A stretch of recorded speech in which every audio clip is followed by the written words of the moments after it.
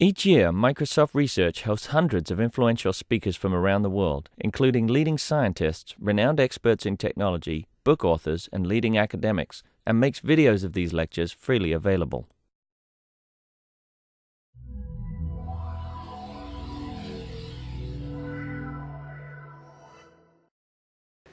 So welcome to the last session of this afternoon. And believe it or not, but this is a panel, although our panelists are gone now in the room, but they will be back here. So I am Evelyne Viegas, the Director of Semantic Computing in Microsoft Research Connections. I am one of the co-chairs, and with Kuansan Wang, who is also Microsoft Research. This afternoon, we have a panel on the next generation information experiences. What we asked our panelists is, well, we didn't ask them to predict the future. As we know, a long list of very famous people have come up with the wrong predictions, but we did ask them to invent the future. And so they are going to give us their views on what they think the next generation information experience are going to be. So with that, I'll let Kuansan introduce himself, and we'll start getting right into the panel because we have a hard stop. Thank you, Evelyne. As Evelyne mentioned, my name is Kuansan Wang. I'm a research manager at Microsoft Research, Redmond here, and I'm running a lab called Internet Service Research Center, or ISRC, which is dedicated to provide technology for Bing. And so, as you can imagine, that this is the topic that is very relevant to our line of research. And in this capacity, we get to interact with many of you. And the first guest actually is Marty Hurst today. She actually visited Bing a few times, and she's a professor from UC Berkeley, from the School of Information, and that's also the where she got her PhD from. And she is the author for a famous book, User Interface for Search, which becomes like a must-read for everyone coming to Bing. So without further ado, Professor Hurst. Okay, is my mic on? Yes. Thank you. Thank you so much for having me here. I did actually sort of try to predict the future, and I chose a somewhat controversial title. Just because I'm saying this might be the future, it doesn't mean that I want it to be the case. But we were asked to talk about what the future of our information experiences will be. And one thing I see in the future is perhaps decline of the use of written language. So I was asked, how will we experience information? More to the point, I will say, how won't we? Now, you can argue that I'm using written language to express this, but I could just as easily on these slides have done it this way. How will we experience information in the future? Or more importantly, how won't we? So the point being that I'm using this text here to remind me of what I'm going to say, but with today's technology, I can just record what I'm going to say using video and play it back to you. But of course, then I didn't have to show up here, did I? So the claim is, enabled by technology, the role of written language is fundamentally changing and probably declining in U.S. culture. And I'm not making I'm not making comments about cultures outside U.S. culture because I don't claim to know anything about them. Although when I've talked to other people, I'm sort of hearing similar things about other cultures. And again, I just wrote a book. I'm not saying that I think this is a good thing, but rather, people are having trouble hearing me. It's a little hard to hear me. I know. If we could maybe keep people away from the doors, it's a little hard to hear in here with the noise there. But rather, that I think it's happening. And I'm not talking about academics or people in this room, which are probably about typical of 0.01% of the population. I'm talking about the population generally. So don't think about this as applies to you, but as applies to many other people that aren't like you. So what are we seeing in information consumption preferences? Well, the central role of novels in our understanding of how we talk about shared experiences has really given way to movies. And as soon as we could have talkies instead of silent films, they switched over immediately. Even marketing text has really, marketing podcasts are more likely to be opened. Textbooks are really given way to video lectures. They're very much preferred by students, and studies are suggesting that. if you go to a web news site these days, you're hard pressed. It's becoming very hard to find written text. Nowadays, it seems like it's all videos, and the New York Times just had an article about how all the print news organizations are setting up video studios because that's just the way it's going to be. If you work in a business, written memos, if you write a Word document, it's not going to get read. It's really got to be a PowerPoint. And blogs have succumbed to Twitter, or maybe you might even argue that Pinterest is replacing blogs for a lot of people, which is an image-based tool. And so we're really moving from written to images and video in a lot of cases. Stories are often written with pictures now, the rise of comics and graphic novels. But if you've ever seen, this is a whole site where you can tell a humorous story by finding the right pictures and putting them in a template. Video lectures, now there's a lot of really interesting things happening in the universities with the inverted classroom. Salman Khan has done amazing things, and he gives a great TED talk about the importance of videos and his videos for teaching and how they can be rewound and watched again. And so we have some of our friends here as well. And that's not to be understated, the importance of video lectures. And something I love is the way that common discourse that I never would have imagined would be done with videos is being done with videos. Like thank you notes are now done with videos, and replies are done on YouTube with videos, and I never would have imagined a video reply. I find this fascinating, partly because I'm such a textual person, to see this sort of thing happening with video. And oops, I'm missing a picture there. Well, and now, of course, we see a dialogue. Once you have spoken input and output, that leads to dialogue, and we're actually seeing that this technology is catching up with that so that we can have dialogue systems where you don't have to have the text, although it helps for error correction, and that combined the visual with the images and the visual feedback combined with the audio makes for very, very powerful interaction. So audio combined with images makes the text more powerful. So websites are really moving away from text towards images, especially commercial ones. I actually wanted to look at the Leapfrog tag system as a reading enhancement tool. I was looking for research about it, which I couldn't find, but I went to their website to actually look for literature about how this tool works, and there was almost no text on this site. I wanted to read, how does this reading enhancement tool work? And every link was a video. There was no text on the reading website. So to me, that's sort of the end. I felt I could end the talk right here. It was so distressing there was no text on this site. Try to find it. I challenge you. So then I was I'm reading some books on history of language, or orality and literature and so on, and looking at, so if you look at what does written text, alphabetic text give you, really what it is, alphabetic text was a breakthrough because it takes the oral expression of language and it represents the letters of the word. It represents the phonological words accurately, unlike logographic and other texts. So the advantages of written versus spoken language include that it's reproducible and shareable. It doesn't go away the way spoken language does. When you speak and it goes away, it's gone.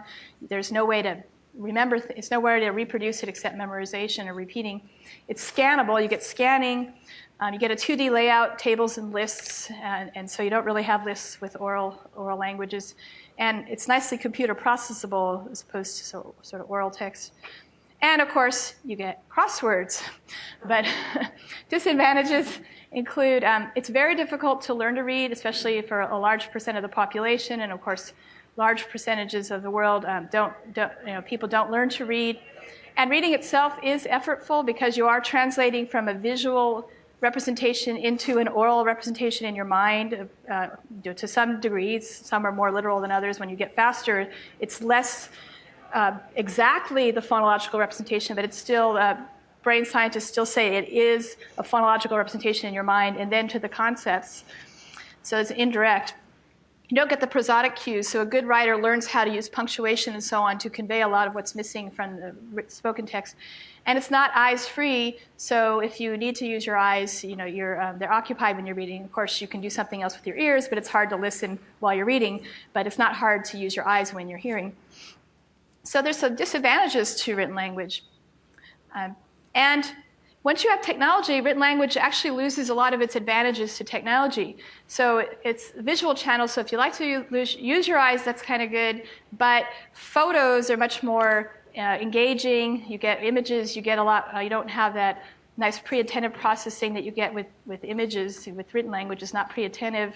You don't have the engagement of animations, and with video, talking heads, you can get a lot more information than you can with written language.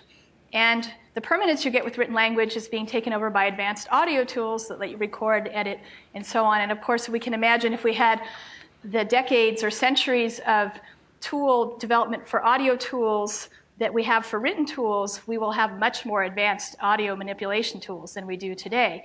So just imagine if we spent a lot of research making really excellent audio scanning, manipulation, editing, and kind of a hybrid note-taking tools with audio and maybe with written text.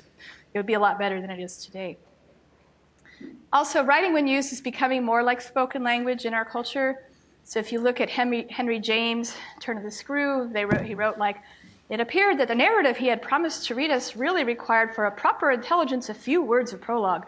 Let me say here distinctly to have done with it that this narrative from an exact transcript of my own made it much later is what I shall presently give. So this is someone talking about what they're going to talk about. So this is colloquial. Then Ernest Hemingway, of course, famously pared it down to talk almost in a childlike way. My wife and I had called her Miss Stein, and she and the friend who lived with her had been very cordial and friendly, and we had loved the big studio with the great paintings.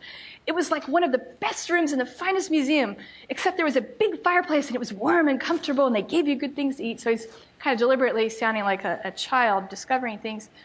And then, of course, today we have Like It If You Like, Smiley, Jonathan Franzen. And it's not just my imagination. According to a scholarly study of change in contemporary English, in the course of the 19th and 20th centuries, popular written registers like letters, fiction, and essays have reversed their direction of change and evolved to become more similar to spoken registers, with the exception of technical terms which sort of clump together around the casual language. So it's happening. So I think text will not disappear because it is a great invention, and actually there's some study that shows that once something's invented, it never completely goes away anyhow. And it is a really useful invention that a lot of people do actually manage to learn. And in fact, it's easier to learn to use, I think people learn to use text in snippets. It's easier to be fluent in snippets than to be fluent in long passages. But I think it probably will play more of a supporting role for most people, not for people that love to read, of course. So it'll continue to be useful in signage, marking and landmarks like in a PowerPoint, for very brief exposition and helper text, and of course legal and perhaps analytic, although even scientists are being encouraged to make videos and explain things with images. But perhaps just decreased usage in stories and narrative. There'll be more videos and movies and so on. Expository texts like science writing and essays. Interpersonal communication, despite texting, which is the counterexample that proves the rule, and I think there's other reasons for texting we can talk about. Instructions. Of course, actually, how to tie a tie is really best done with visuals. Education with the video lectures, definitely going that way. So what are some of the research questions?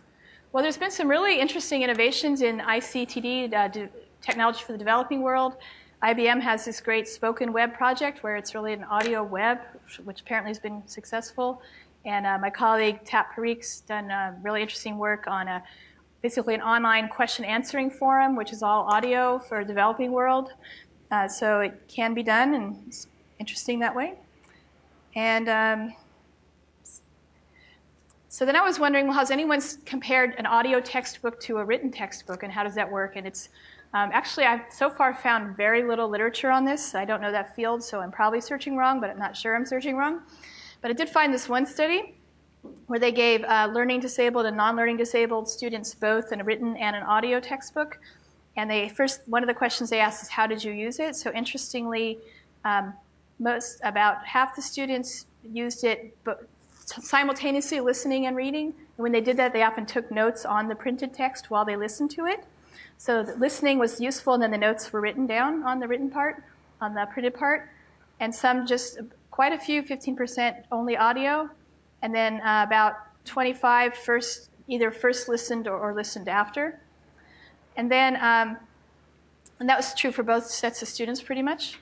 And then how many found it useful to listen to the audiobook? And of the let's start with the learning disabled students, actually almost 45% found it high or very high usefulness to listen to the audio textbook. This is social studies. About 28% said it was somewhat useful, and about 25% said not useful. And the learning disabled students, some smaller percent found it very useful. So basically, people found it very useful to have these audiobooks for studying, which I think is extremely interesting. But it's one study, and like I said, I haven't found much, so I think it's a ripe area for research. There's other really interesting research challenges.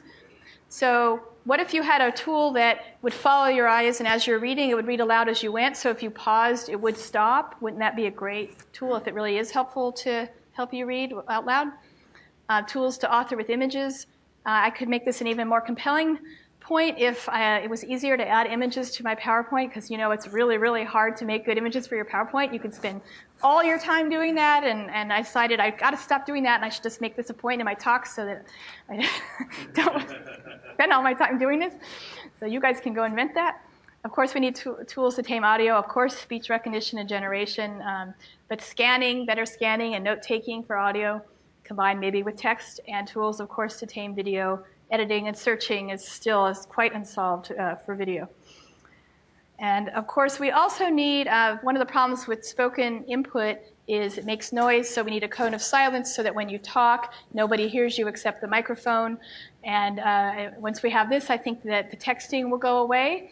The reason you have to text is because you're often in an environment where you will bother people or they will hear what you're saying, especially if you're a teenager and you're in a classroom. So once we have the cone of silence noise-canceling microphone, I think texting will decline a fair amount, although it still looks a little weird to talk and not make noise. So my parting question is, should text be saved? Thank you.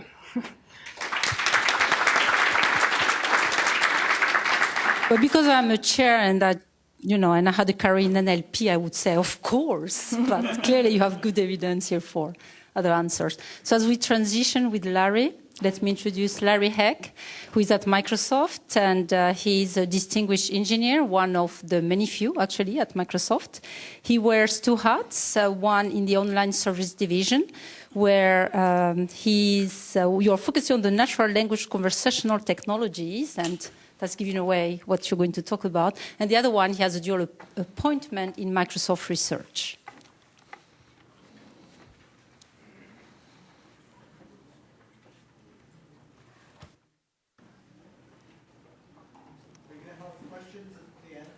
Yes. So the question was, are we going to have questions at the end? So we're doing, no, we just the chairs here, just asking and answering here. So we're going through the 4 talks, 10 minutes each, and at the end, it will be open to the audience. So Marty and I did not get together before the session other than just an hour ago, but that was a really good setup because I only have one slide and then the rest is videos. And I'm a speech guy. So what I'm going to talk about is Project Louise, and Project Louise is an effort that we've had underway within my group. It's called the Conversational Systems Lab here at Microsoft. And we refer to it as conversational NUI. And the notion is that whether it's text or speech or visual cues, that there's a certain combination that's best at any given setting. And so the idea is that we ought to be able to figure that out and leverage what's most natural, the natural user interface, given the setting. But my team is focused on conversational, so we're going to put it in kind of that context. So this is my only slide. What I want to do is set up the videos so that you can look for some of the things that you're going to see in the videos. What the videos are live recordings of a real system, and that system will have it set up now, and we'll be showing it tomorrow in the demo session. So you can come by and play with it and get a feel for it. The reason that we started working on Project Louise was we had spent, most of us in the group had spent many, many years developing voice-enabled applications that only worked for a very narrow domain. So you think about, I want to have a restaurant application. The typical approach is you go out and get information about restaurants, and you craft your grammars, and you craft your NL models for restaurants.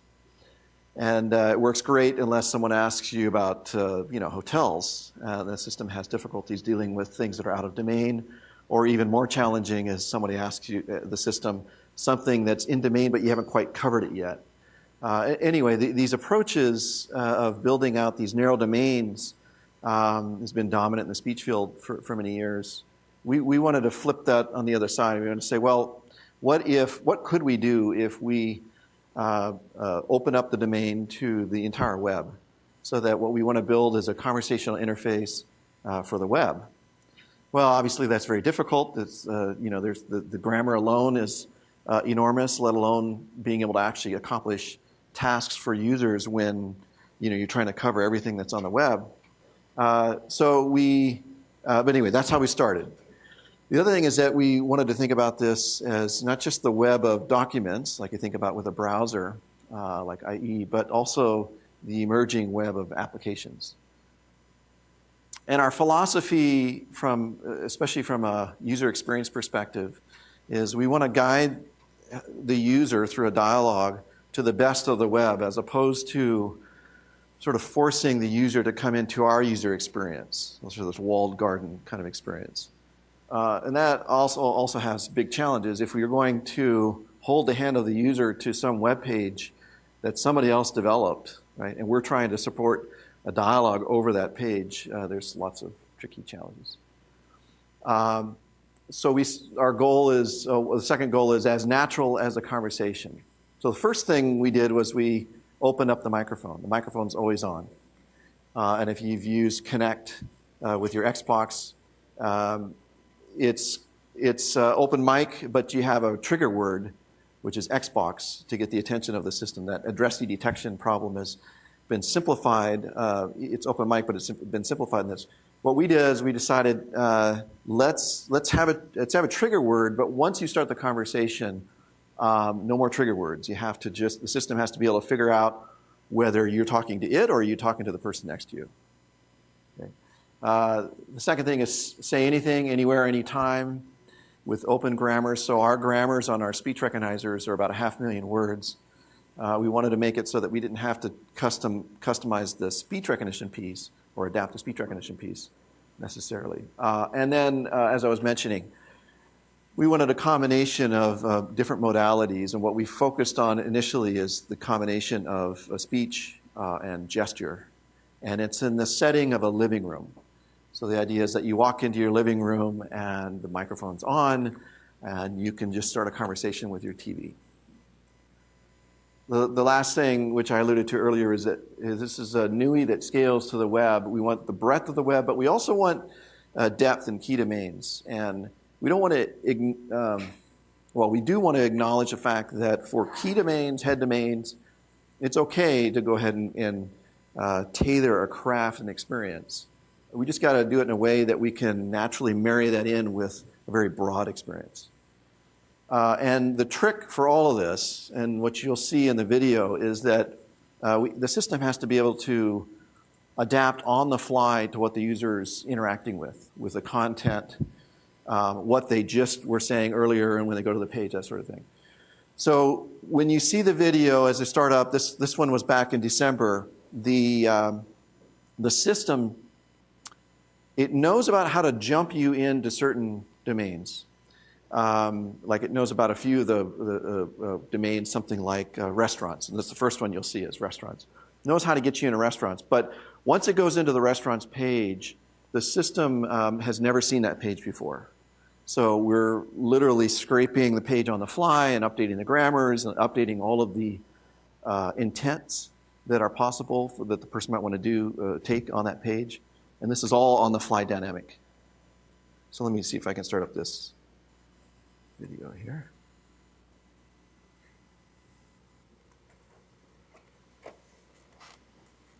So in the upper right-hand corner, you see a browser, IE.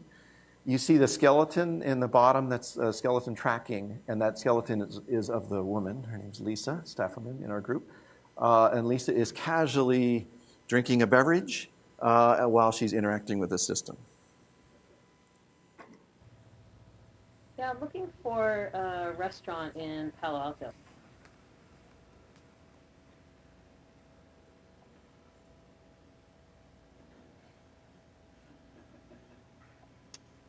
Yeah, how about some Italian food?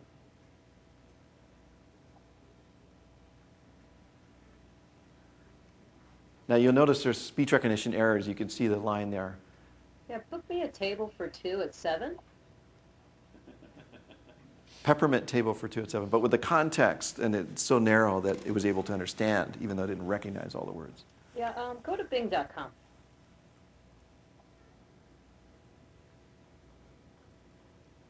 Show me some holiday gift ideas.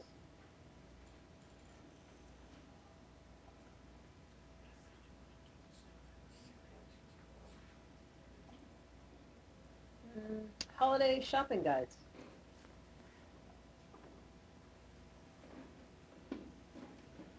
Now she's looking at links and information on the page when she's saying these things.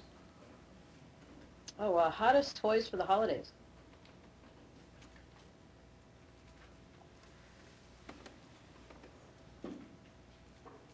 Scroll down. Now that one, of course, we had to program into the system, this kind of capabilities. Ooh, let's rock Elmo.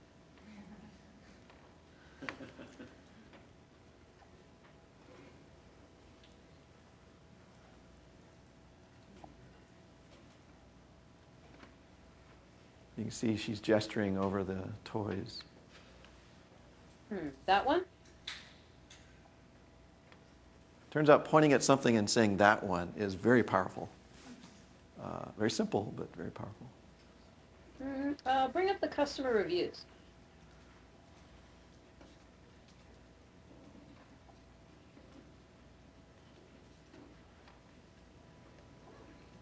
Got any Bruce Springsteen songs?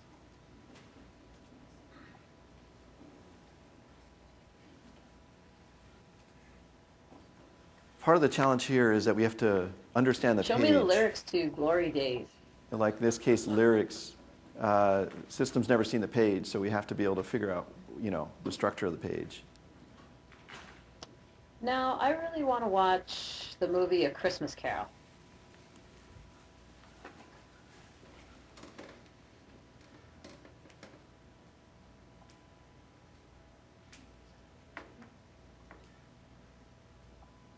Play that one. Okay, you'll notice that, like on that last one, clearly the system knew the concept of movies, and that we had said, well, for movies, go to Netflix. But once we got there, so the thing about that system is that it was focused on the browser, and what we wanted to do was to up-level the interface so that we include applications. And for this case, what we decided to do is make it look like the Xbox hub, like right here. And then if the system has an application that can satisfy your intent, fire the application up. Otherwise, sort of back off to search and browse. So let me just play a little bit of this. This will be a little bit louder. Hopefully it's not too loud. Bing, I'd like to shop for digital cameras. Sure, you can shop for digital cameras. Between $120 and $350.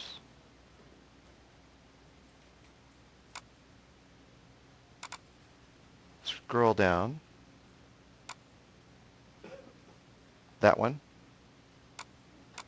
So that's just the normal Bing shopping page. What are customers saying in the reviews?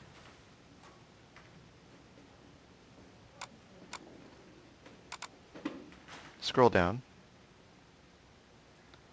I'd like to see some funny movies with Bill Murray. Now we have an application for movies. And so it's going to fire up the Here you go, movies with Bill Murray that are funny. Next. Next. How about the kid-friendly ones? So you'd like movies with Bill Murray that are kid-friendly? That one. Show me books about March Madness on Amazon.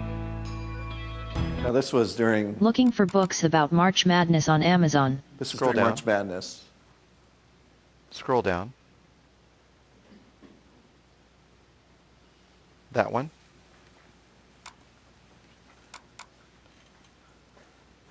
Go to bing.com. Sure thing, Bing. Okay. So let me end there, but it kind of gives you an idea of the sorts of problems that we're dealing with. The first one was done in December. That last one was done in March. And since then, we're progressing further. We're trying to push it in terms of the capabilities. Instead of having to back off to a very shallow experience like search and browse, we're trying to add some depth, more depth even, to when you're going out on the tails of the web. And I'll be talking about that in the future. But anyway, that's the end of that.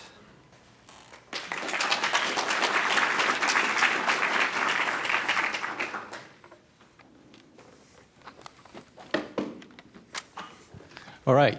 Thank you, Larry. And for those who just joined us, this is a panel session. So we're actually just have the panelists to give us 10 minutes of their opening remarks.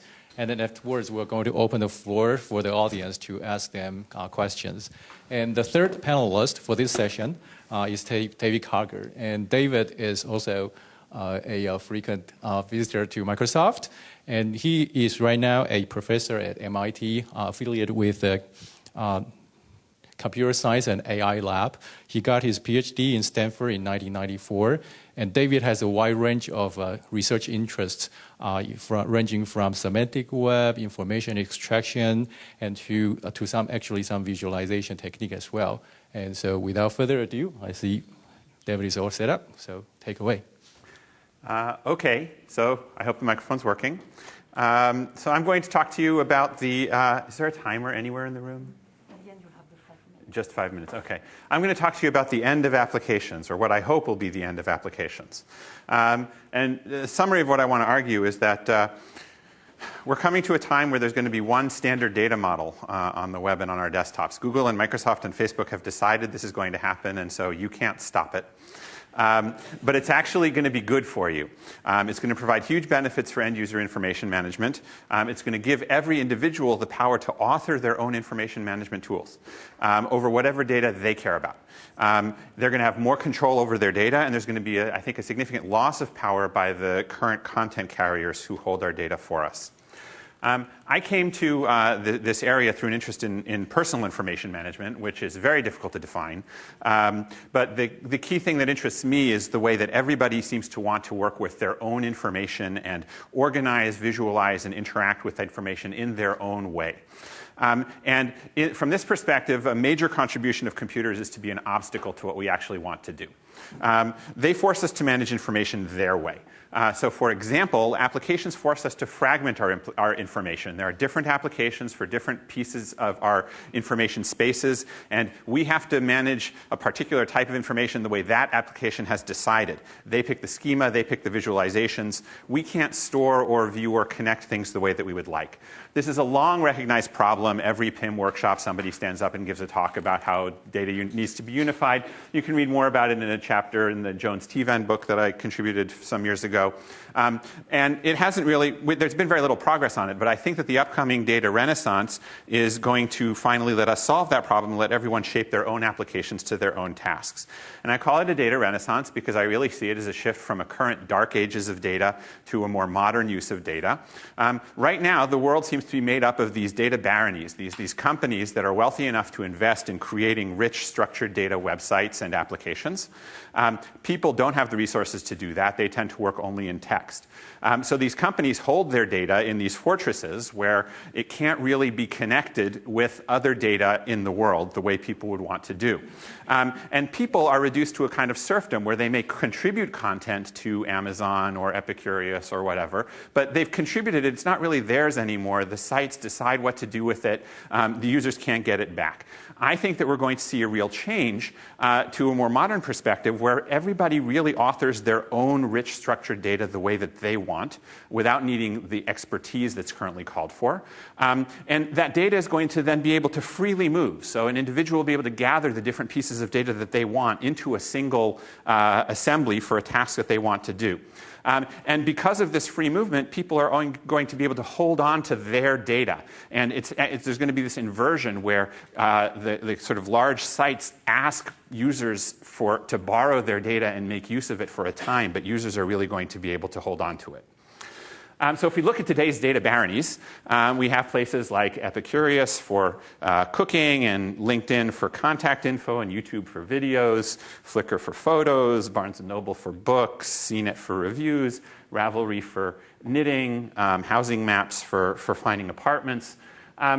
They look different on the surface, but actually underneath they're all pretty much the same old crud. Which is to say that they all provide this basic set of interactions to create, read, update, and occasionally delete information of some particular type. And they're managing a relational data model. And then they take that and they all draw from the same visualization or interaction palette. They let you view some collection of the items, either as a list or as thumbnails or in a map. They present each of the items in some uniform template with faceted browsing and text search to help you navigate those items and forms to edit them. Many of the sites that we work with every day are just CRUD for a specific domain of information. So for example, with Epicurious, looking at cooking, you've got a bunch of items which are recipes. Each has titles, source magazine, publication date, and so forth. You can imagine this information as a spreadsheet. There are views of this information. So Epicurious shows a list, a sortable list. Other sites show bar charts or maps or thumbnails. They're bound to various properties of the data.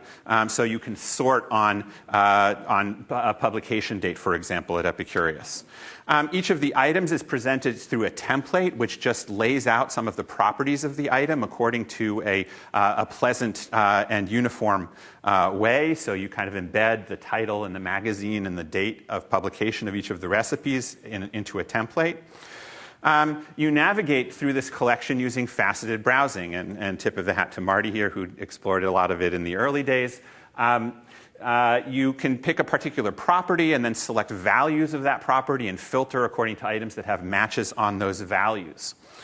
And then finally, you put all of this together and you have a very simple language consisting of data with views of that data according to templates and facets for filtering that data. And that's pretty much it. And if you look at other sites, it's the same, right? Here's eBay with its lists, its templates, its sorting, and its faceted browsing. Housing maps, they have a list view and a map view, and again, faceted browsing. Flickr, thumbnail collection with templates and faceted browsing. The Museum of Fine Arts in Boston, list with thumbnails and facets and browsing. It's all the same. And given that it's all the same, once we get past the fact that every site has its own separated data model, once these are all brought together, it's going to be possible for end users to take over the authoring of these kinds of sites.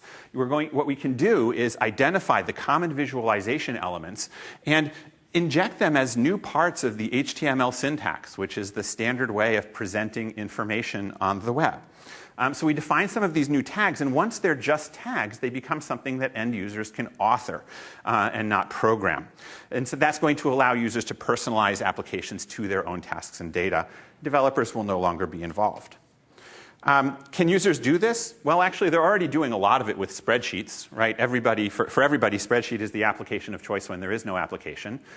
You put data in rows of the application. And spreadsheets already have this rich charting capability where you sort of say how you want to present some of the data in the spreadsheet. On the web, we also see that people can author. It's not complicated to put an image into your web page. You just write an image tag, and boom, the image appears. You don't have to program any kind of image rendering. So it's become commonplace, and all sorts of web authoring tools allow you to embed images as part of the authoring process. So we think that this can go farther into rich data interaction. And we created a proof of concept tool called Exhibit, which is a way to create an interactive website from 2 static files. You put up a spreadsheet with your data, and you put up an HTML document that has these data visualization tags in it. And we provide a JavaScript library that understands those tags and presents all of the interactions that those tags are requesting. And it all runs in the user's browser. We deployed it in 2007, and it's now in use on about 1,800 sites. The library's gotten about 1 million hits over the years. Here are some quick examples. The principal investigator list at my department. This Minneapolis Star-Tribune story on unsafe bridges in Minnesota. So do not drive in Minnesota. Okay. The Russian Justice Initiative is keeping track of court cases at the European Court for Human Rights and giving you faceted browsing on their status and what kind of violation took place. Here's mineral deposits throughout the state of Oregon as managed by their by the Oregon Department of Geology. Publications at the Education Policy and Data Center. Floorball matches in Europe. When anybody can write their own information visualization, you get very strange information visualizations. The law library holdings at Columbia Law Library. An ocarina catalog, if any of you wants to start up a new musical instrument. And the list of approved drugs at the California Department of Health. So these are all generated by just making one HTML document and putting it up next to a data file. And here's a report on teacher bonuses in Florida from the Tampa Bay Times. So, how's this authoring happening? Well, it's an HTML language extension, so you author it just like HTML. That means that hackers will edit the source of an HTML document. And frankly, a lot of us will too, because the common way to write an HTML document is to copy somebody else's, right, and then make a few changes to the source. Nobody actually uses an HTML editor. But if you do want to, we've integrated Exhibit into the authoring pipeline for WordPress so that you can publish interactive data in your blog. And we've integrated it into MediaWiki so you can write your data visualization specifications in wiki text as you're writing a wiki article. And we've got a standalone editor for letting you just author data visualizations as part of a document. Now, I'm not going to claim that everything is CRUD. Sometimes you have to go beyond it to specific computational tasks. For example, having an alarm go off from a calendar, or spell checking a document, or cleaning your music library, or reconciling your checkbook. This involves some actual computation and not just create, read, update, delete. But I believe that the data standard will really simplify the end user's ability to take these computational pieces and draw them together into a tool that they want. So you'll be able to take little computational widgets that do one thing, like raise an alarm, and attach them to your data and to other widgets. End users will probably also start authoring and sharing macros that do specific computations on data, this way they share Excel macros now. And there will eventually be an app store for views and widgets where you can download a particular visualization that you would like to feed some of your data into. We explored a little bit of this in a project called Atomate, which let you use natural language to write rules, write little macros over your data so that when your data satisfied certain triggering effects, it would trigger those rules and perform certain actions for you. There's a very nice example of this on the web called If This Then That. I don't know how many of you tried it, but that really shows how if you bring all of the data of the web into a single model, now you can write these. Now an end user can write these very natural chains of processes over the data. Of course, once people can do all of this with their own data, a natural consequence, I think, is going to be the emergence of personal data repositories. Right now, sites are holding data because only they can manage it. But a single data model is going to disintermediate them, which means, in other words, I'm going to be able to keep my own data and manage it for myself. I don't need their help. I'll probably use a data hosting provider, somebody who can hold my data but won't be able to see it because it'll be encrypted for me. I don't know who's going to provide this service, many possibilities. And some people may decide to be very careful and keep it on personal devices. But when I go to Amazon and write a review, I'm not going to be putting that review on Amazon. I'm going to be writing that review for myself, and then Amazon is going to be pulling that review out of my personal repository. The advantage is that now Barnes & Noble will also be able to pull that same review out of my personal repository, and that it can show up at the same moment on my personal blog. And also Netflix can use it in order to recommend movies to me, because there's no longer this separation by data type. And so that sort of takes me to the end of my story of where I think we're actually going to be going, and where I think we should try to go, because it will be an improvement. People will be able to manage and visualize their data their way. The current content verticals that exist purely to provide these interactions with data are going to shrivel up. There's just going to be these dumb data repositories and these computational services that will request data from me in order to process it on my behalf. I think this offers a grim future to embedded advertising, because when I can author my own visualizations, I'm not going to put a space in there for a banner ad. Instead, I think we may move back to an older-fashioned model where there's an app store where you actually purchase, you spend money to get functionality that you want in your application. I'll also mention that, just following up on what Larry was talking about, that having all of this structured data exposed in the pages will make it dramatically easier to interact with those pages using speech.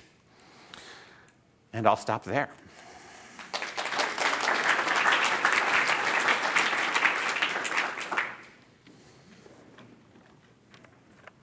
Thank you, David. So we are now having our last panelist of the session. This is Deborah Mcginnis. She is the Tetherless World Senior Constellation Professor of Computer Science and Cognitive Science at the Rensselaer Polytechnic Institute, where she's also the founding director of the Web Science Research. Prior to that, she worked at Stanford, where she was the director of the Knowledge Systems and the Artificial Intelligence Laboratory. And I see you are all set up, so I'll let you go. Great. Thanks very much. It's a privilege to be here, and the ordering of this panel worked out really well. So I'm going to build on top of what the three people before me said and talk a little bit about semantic assistance and the information revolution. So we were asked to look at the landscape. So I just kind of looked around a little bit and said, actually this is about as far away as I ever get from my smartphone. It's about 10 feet away. Usually it's right with me. So basically smart devices abound, and I read this study, many people probably read this study, that 1 in 3 smartphone owners use apps before they even get out of bed. Okay, how many of us do that? Yeah, okay, so we're not surprisingly a little bit more than 1 in 3.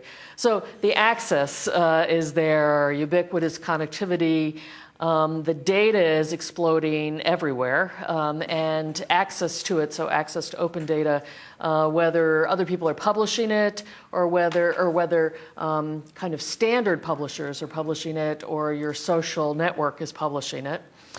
Plus the instrumented self and world movement is taking over. Whether you like it or not, you're on a lot of cameras, and some people choose to instrument themselves with things like Fitbit and Zio, and actually the smart home session that some of us heard about earlier, we see more and more instrumentation.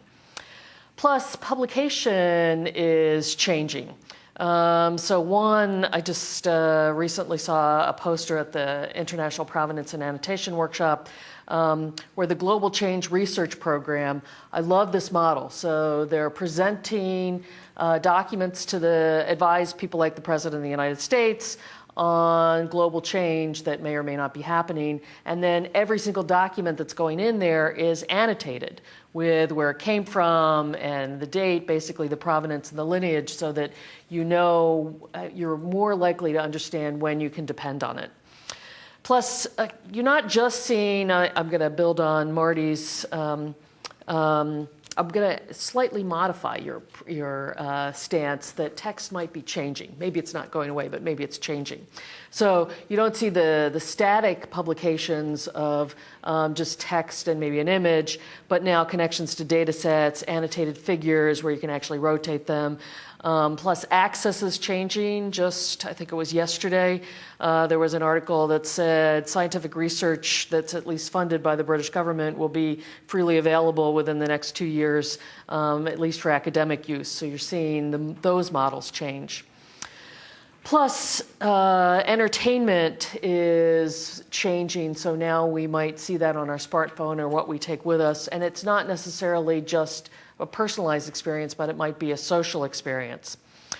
So now, if you're a geek, like probably everybody out there in this audience is, we've got way more access to information and services than we ever had before, but even we, privileged people probably who are heavily educated in these kinds of areas, even we need some help navigating through this world that's evolving, and let alone people who are not so well trained. So my take-home message is we need some smart assistants that help navigate through this, make recommendations of the 40,000 apps that might, or 40,000 services or the next generation of the app to build on the apps might be dying. To figure out where we should be getting the information, how we should be using it, and when we should trust it. So explaining why something's making that recommendation. Okay, so my position is semantic assistance and semantic technologies are part of the story for the future. So I pulled just a few themes out. One is context awareness and personalization is growing in pretty much every angle that you can look at. So you see things like, I mentioned a couple that I've had something to do with, like the semantic sommelier. If you know me, I'm a famous wine and food connoisseur. So I've had different semantic applications that make recommendations for wines to go with meals for years, but now they're on your mobile phone, and now they know where you are, and now they know if your friends are in the area, and now they take recommendations from your friends, not just me or the recommenders that I had put in. And so some of those are specialized in areas like wine and food, or this one was a travel helper. But some of them are more general, like Siri is, while it's got verticals, it's actually trying to be a much broader system. And I love the Microsoft Assistant that Eric showed us this morning, also broader coverage as well. Then I do a lot of work in semantic e-science, but it's really not just science these days. It's really semantic e-everything. And these days it's more mobile, so now it's really semantic m-everything. And we see a lot of applications in semantic monitoring. So here's one that we've done at RPI where we're helping people navigate through monitoring water quality. We're also seeing semantic navigation through virtual observatories. So if I'm trying to pull together data from a lot of different instruments and trying to integrate that together. Also, for trying to work through the citizen science world. So we don't want to just depend on the people who have the access to the limited high-power instruments and to only collect data from where they happen to be, but actually collect data from where anybody who's interested in it wants to be. But then we have to think about how we know when to depend on that information. And these days, linked data, of course, is exploding. And so how do we integrate that and leverage that? So I have put down here a list of some of the next generation semantic enablers to create actionable services. So I don't just want a service that gives me some recommendations. I want it to give me recommendations that make sense for me and to be able to defend those recommendations enough so that I know when to act. So I need to have the information explained with things, infrastructure such as inference web. I need to have applications that understand where they got the information and use that information about where they got it and how reliable it is and how recent it is to make sense of it. I want to be able to explore the data in ways that make sense for the data, and I don't want to have to be a statistician to do it. Or an expert computer hacker, despite the fact that many of us are expert computer hackers. We don't want to make everybody else be hackers before they can actually do the exploration. So with tools like Exhibit, they help display those things in one way or in some number of ways. With some tools that are aimed more for higher volume data analysis, we might be aimed at helping people do statistical analysis, such as the Data Cube Explorer down here. Also, we heard in some number of the other talks, as more and more personal data gets published on the web, we need help with identifying when things should be private and also monitoring when people should have access to the private information and when they shouldn't, so privacy assistance. Plus, despite the fact that we heard that we might have one model coming out from some of the big movers and shakers in the world, we're still going to be able to convert data that's published with maybe private models or maybe previous versions of the one single public model. So how do we do that conversion and integration? And it's great if we can work in situations where a single expert might control the data, but these days that's unlikely, so we need to have more and more help with distributed everything. So distributed collaboration of building the schemas and integrating and using the data. And then I just put down a couple of technical bridges.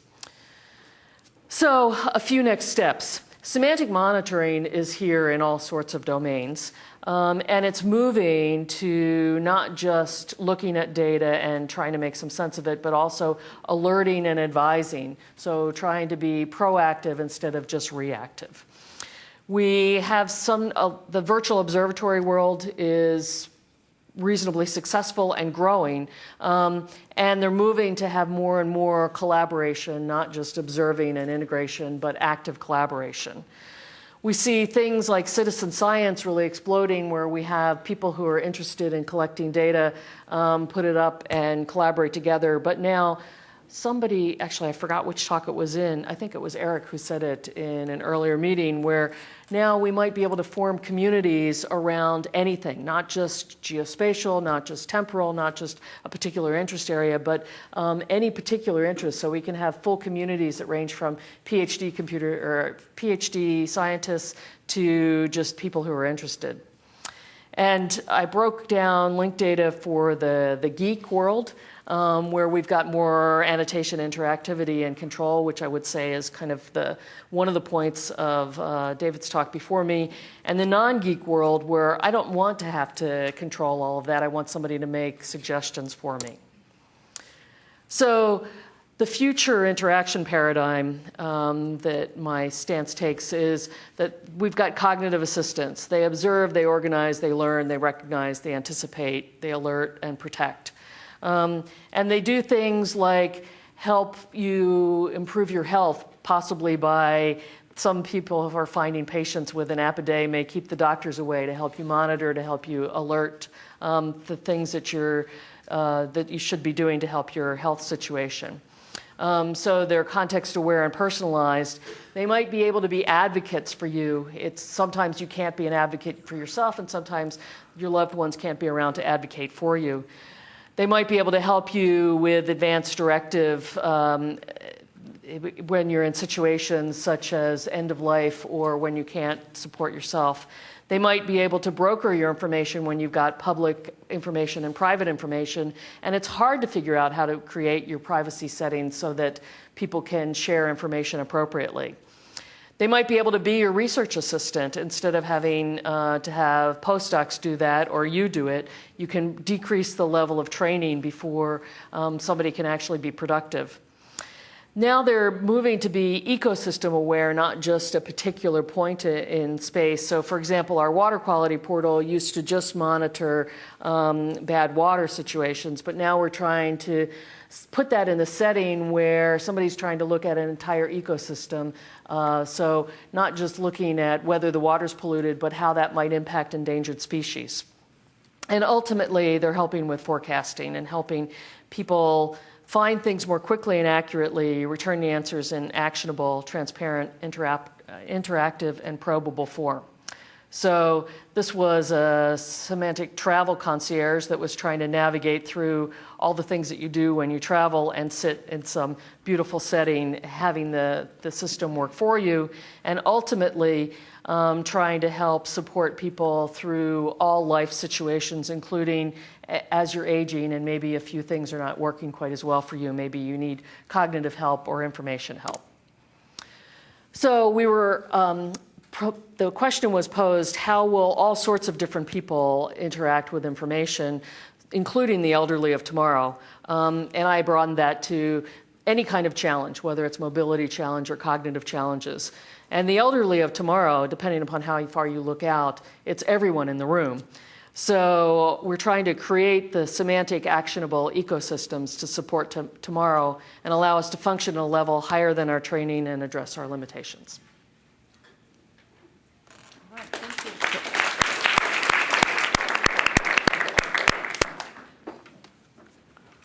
Great. Thanks for all the panelists. Now we want to invite all our panelists to come up here, and we are going to open the floor to the audience. And we do have a microphone at the back, so please keep your hands up there, and so we can deliver a microphone. Okay. Hello, is this on? Hi, Steve Drucker, Microsoft Research. Great panel, thanks everybody.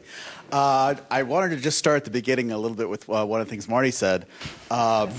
It's a great sort of provocation, and text is going away, and I think even you were saying it's not. One of the things I am noticing though is there might be a little bit of a backlash against video in that what's also going on is sort of global attention deficit disorder. So it's really hard to skim videos. And I know my daughter, who actually took the big history course, she had to watch all these videos, and it was painful because she'd have to sit through them in real time. So I'm just wondering whether, again, she's 15, so this is not just me who's experiencing this. I was wondering if you maybe had observed that or see if there's a counter to that.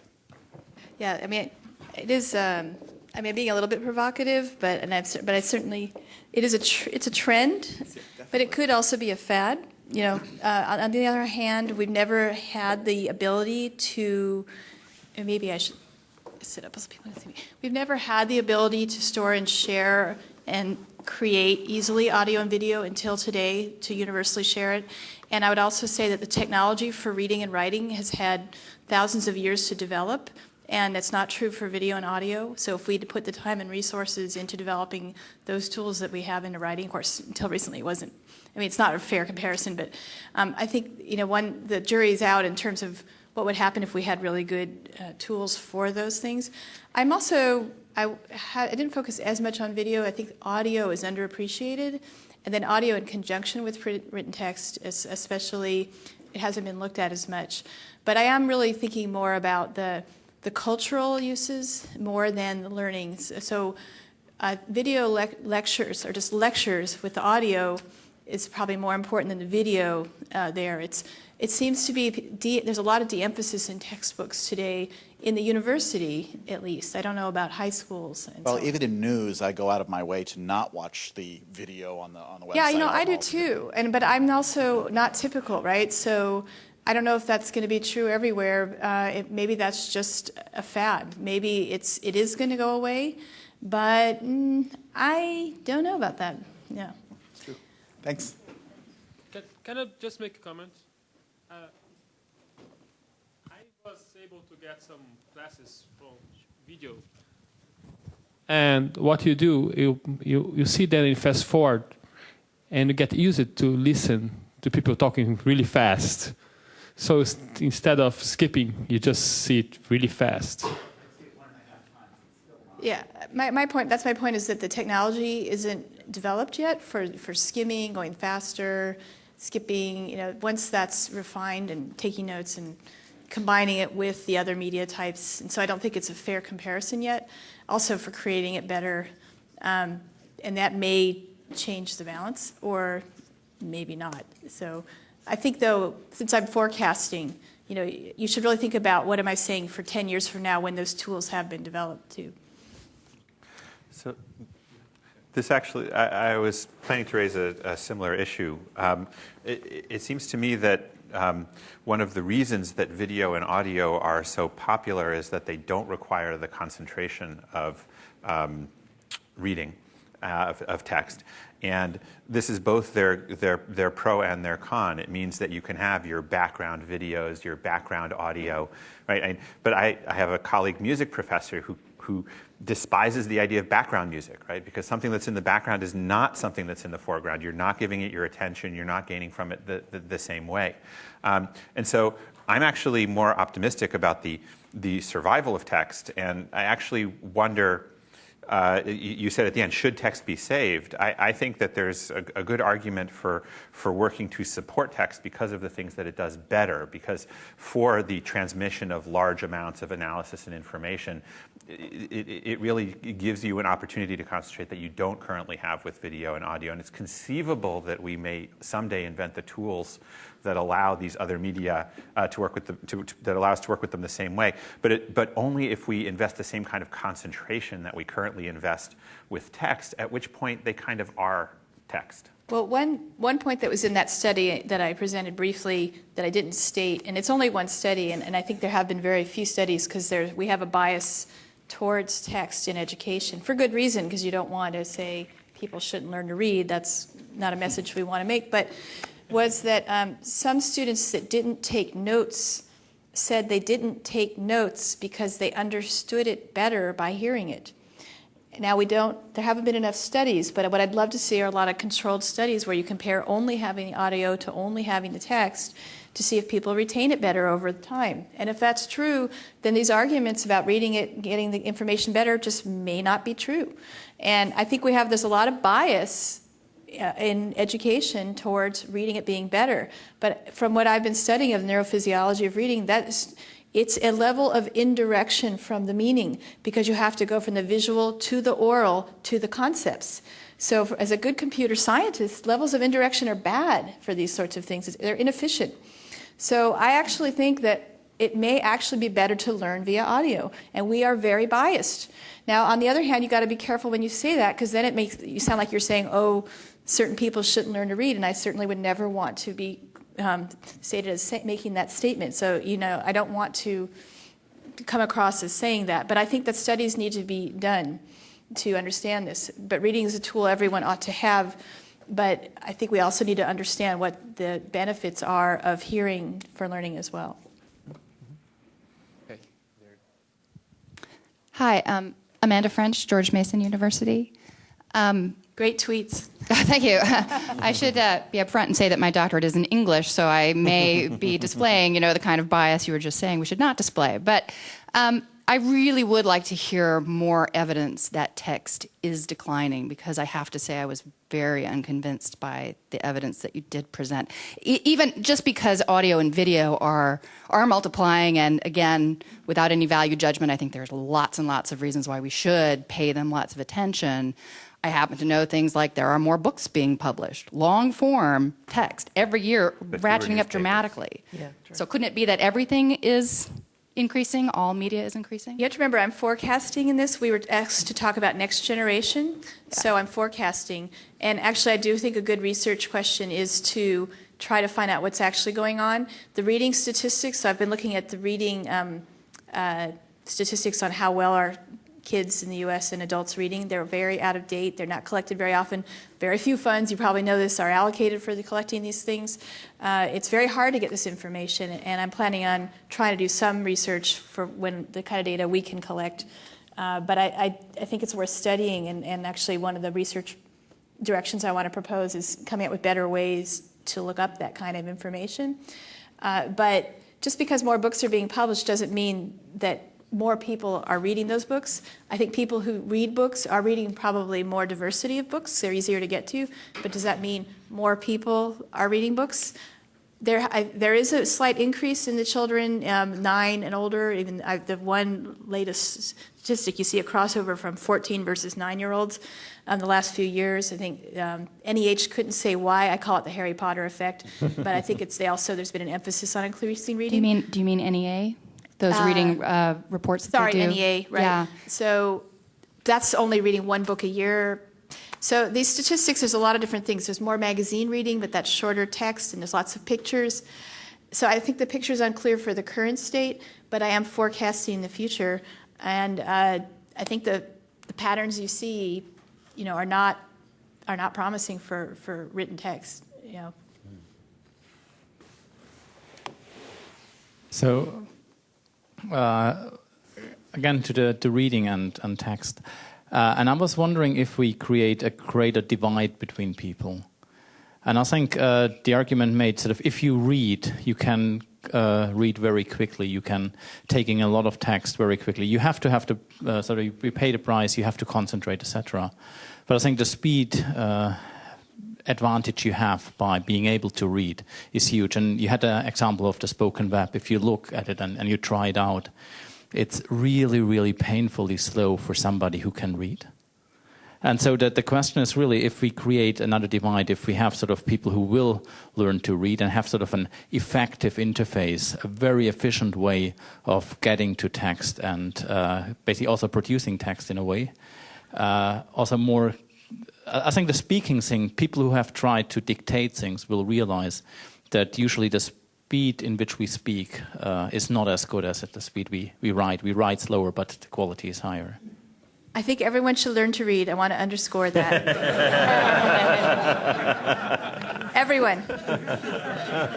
Okay? Don't let anyone say I didn't say that.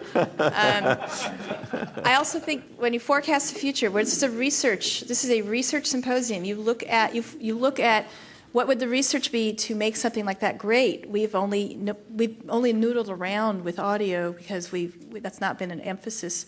And this is IT for the developing world where many people can't read, or there's many even if you can read, you're reading the wrong language.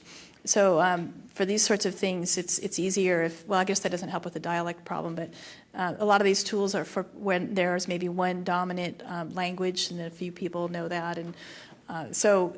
Anyway, yeah, I'm sure it isn't great right now, but the experiments are promising towards going that way. And if you are a literate person who's very fluent in reading, that's what you're comfortable with. I mean, I wrote a 100,000-word book. I mean, but what I think about it also is I can sort of read music, but I can't sight read.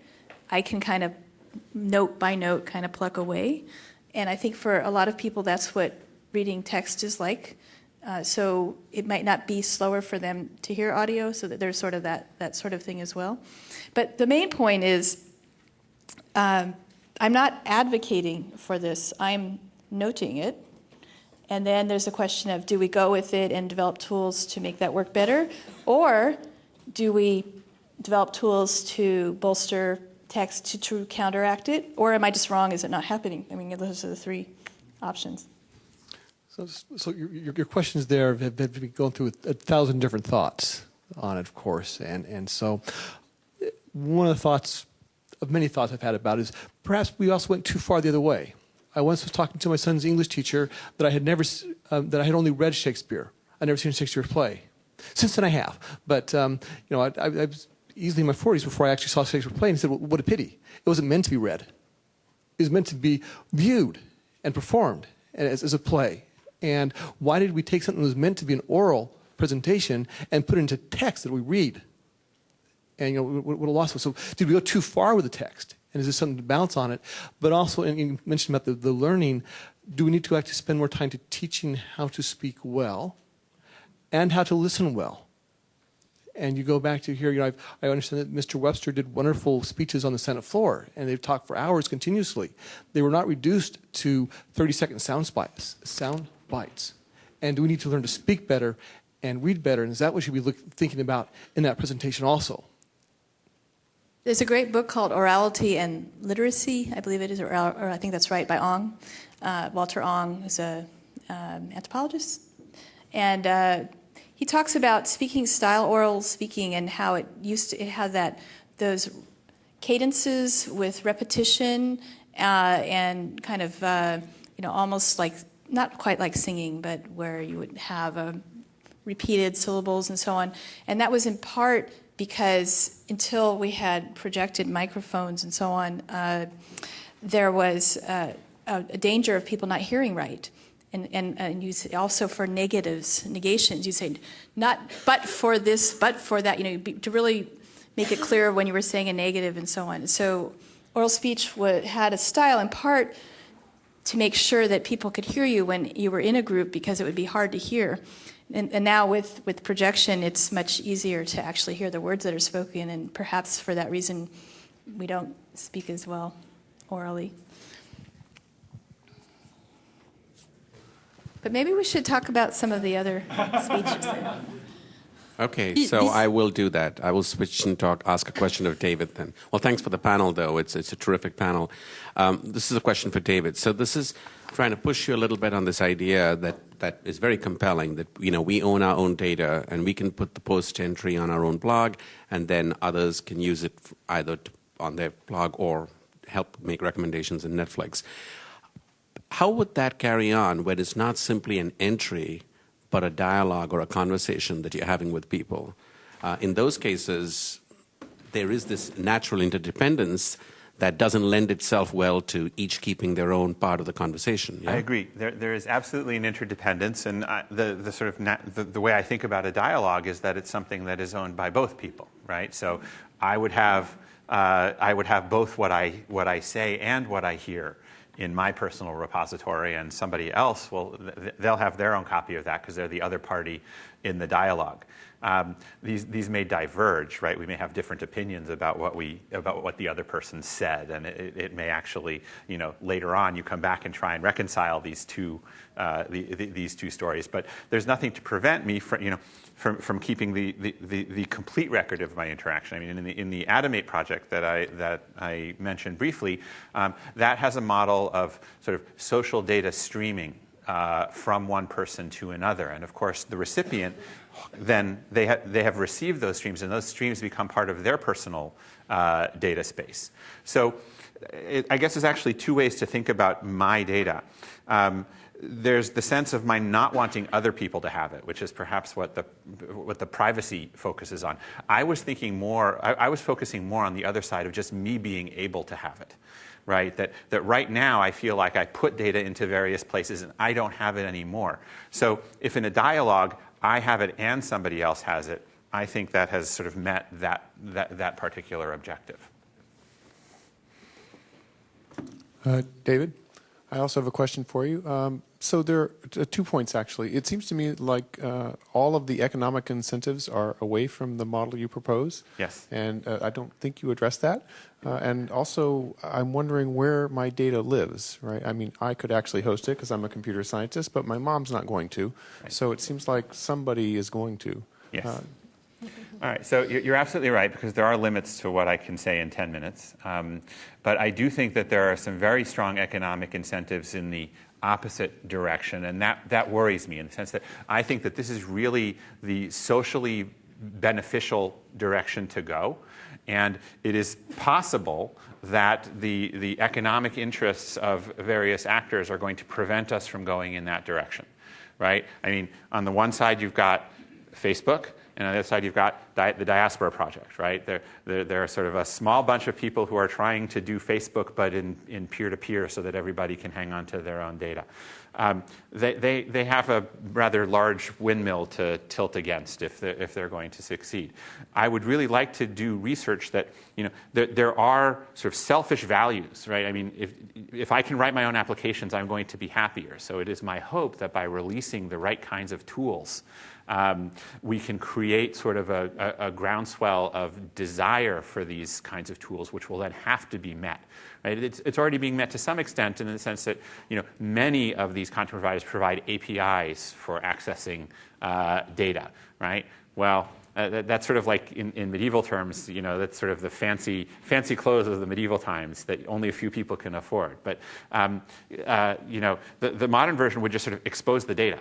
Right? And maybe they're not doing that now, but if there's enough demand for that, maybe we'll start to see data being exposed the same way as we're currently seeing APIs being exposed. So create the demand by creating an initial set of tools and see if we can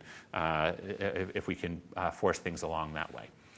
But on the flip side, as I said, you've got Google and Microsoft and Facebook all creating these giant knowledge graphs, and they're saying they're going to be making them open, right? That people are going to be able to access these knowledge graphs. They're going to have URIs for all of the items in the knowledge graph. So there is support also coming from the large players.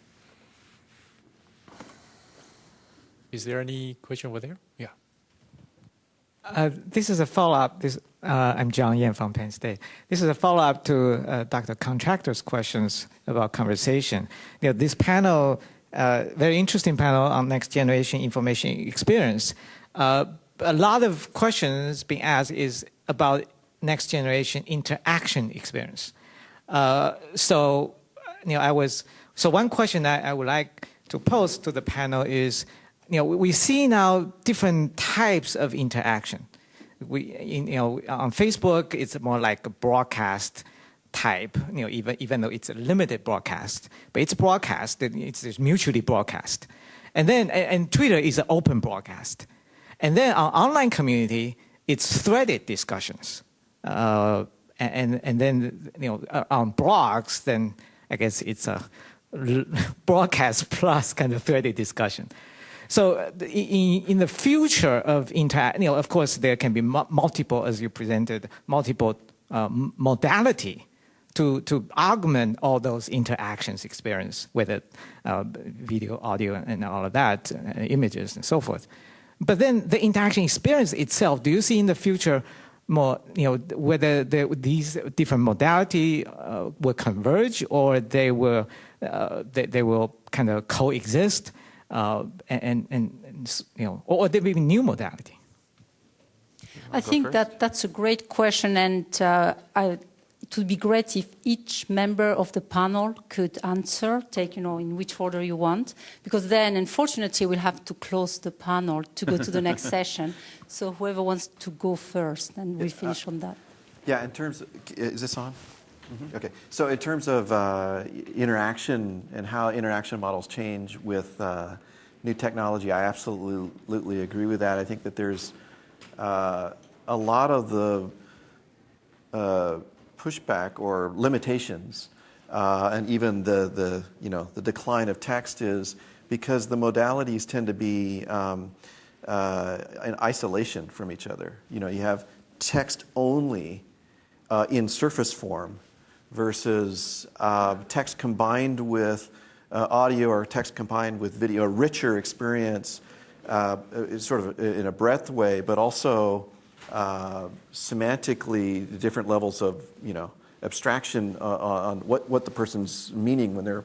So an example would be you're taking notes in a class. I think we talked about earlier. Taking notes in a class, you could record the lecture, right? But then how many of us would play back the lecture and the audio only? Now, if I had written text that I took notes, where I actually, when I took notes in a class, I sort of semantically describe the highlights of what the professor is talking about. Then I play it with the audio. Then I get the richness of the surface form explanation the professor's giving, but I can jump around if I would like to, or zoom in, zoom out, that kind of thing. So I think the key is the combination of the modalities and the richness of the modalities. Even examples where you're having a conversation with another human and you bring in a machine to that conversation. So it's a human-human robot where the robot's helping, sort of augmenting the conversation. I think that's something that we're going to start to see a lot of in the world of Skype and personal assistants. Well, I'd say I think Harry's demo was a great example of this convergence, and it was just a really great demo, by the way, very impressive. I just wanted to say that. I'm sure everybody else thought that too.